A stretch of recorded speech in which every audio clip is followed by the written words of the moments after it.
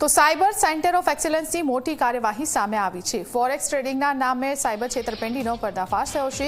2.30 કરોડની સાયબર છેતરપિંડી સામે આવી છે। આ મામલે 5 આરોપીની ધરપકડ કરવામાં આવી છે। મિત્રતા કેળવીને લોકોને રોકાણ કરાવીને બનાવતા હતા શિકાર। ફોરેક્સ ટ્રેડિંગમાં રોકાણ કરાવીને લોકોને શિકાર બનાવવામાં આવતા હતા। રોબો ફોરેક્સ પ્લેટફોર્મમાં અકાઉન્ટ ખોલાવી રોકાણ કરાવાતા હતા।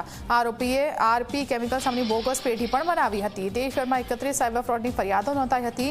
એક મોબાઈલ ફોન અને આધાર કાર્ડ જપ્ત કરાયું છે। એક પાન કાર્ડ સહિતના દસ્તાવેજો પણ જપ્ત કરાયા છે।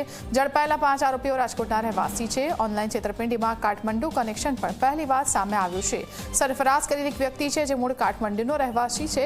કાઠમંડુના આઈપીના આધારે કાર્યવાહી કરાઈ। સુરતના વેપારી સાથે તેમણે છેતરપિંડી કરી હતી। કુલ રૂપિયા 2.30 કરોડની આખી આ છેતરપિંડી થઈ હતી। ઝડપાયેલા જે આરોપી છે તેમાંથી એક આયુર્વેદિક ડોક્ટર છે।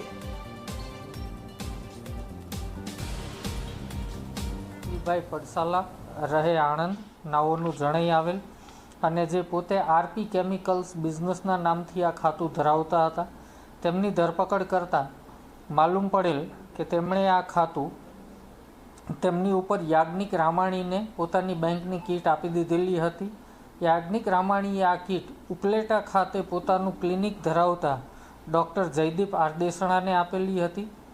આ ડૉક્ટર જયદીપ આરદેસણાએ આ કીટ જે છે એ પંકજ પાસવાન મૂળ બિહારનો છે જે હાલ ગાંધીનગર ખાતે રહે છે તેની મદદથી ઉત્તરાખંડના રાહુલને મોકલેલું હતું અને ઉત્તરાખંડના વતની રાહુલે આ ખાતું નેપાળ કાઠમંડુ ખાતે સરફરાઝને મોકલેલું હતું અને આ સમગ્ર નેટવર્ક નેપાળ કાઠમંડુ ખાતેથી ચલાવવામાં આવતું હતું। આ બેંક એકાઉન્ટ અંગેના આઈપી ટ્રેસ કરતાં માલુમ પડેલ કે તમામ નાણાકીય વ્યવહાર કાઠમંડુના આઈપીથી ટ્રાન્ઝેક્શનથી કરવામાં આવેલ હતા।